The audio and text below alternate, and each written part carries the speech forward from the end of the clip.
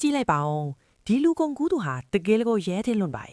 နေရင်ကြောင်ကြောင်ကြီးမှာပဲကျောင်းကပြန်လာတဲ့ကောင်လေးတစ်ယောက်နောက်ကိုတကောက်ကောက်လိုက်နေတာပါဒါပေမဲ့သူမသေးတာတခုကဒီတာမန်ကလေးလေးဟာရဲကြုတ်ကြီးရဲ့တားအရင်ဖြစ်နေတာပဲ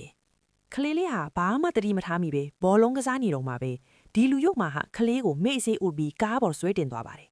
တစ်ချက်ကလေးတော့မမားစီရပဲအစီအစဉ်တကြလှုပ်သွားတာကိုကြည့်ရင်ဒါဟာကျွမ်းကျင်နေတဲ့ရာဇဝတ်ကောင်ဆိုတာသိတာပါတယ်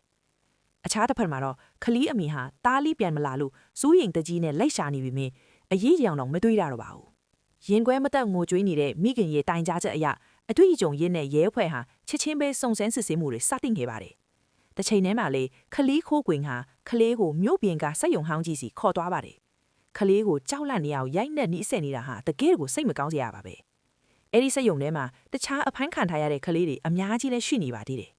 ဒါပေမဲ့လူကုန်ကူးသူတွေမသိလိုက်တာကရဲတပ်ဖွဲ့ဟာသူတို့နောက်ကိုခြေရခံမိသွားပြီဆိုတာပါပဲအထူးရဲတပ်ဖွဲ့ဝင်တွေနဲ့စနိုက်ပါသမားတွေဟာစက်ယုံကိုဝိုင်းရံပိတ်ဆို့လိုက်ပါပြီ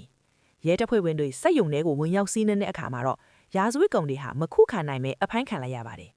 နောက်ဆုံးမှာတော့ဂွင်းကောင်းဆောင်ဟာခလီကိုဓားစာဟန်လုပ်ပြီးထွက်ပြေးဖို့စ조사ခဲ့ပြီးမြဲရဲတပ်ဖွဲ့ရဲ့ကျွမ်းကျင်တဲ့စနိုက်ပါချက်ကြောင့်အဆုံးသတ်သွားခဲ့ပါတယ်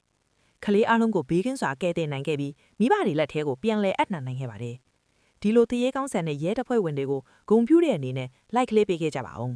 ဒီလိုရုပ်မာတဲ့လူကုန်ကူးသူတွေကိုဘလို့ပြစ်ဒဏ်မျိုးပေးတင်တယ်လို့ချင်းကြပါတလဲ comment မှာရေးပေးခဲ့ကြပါအောင်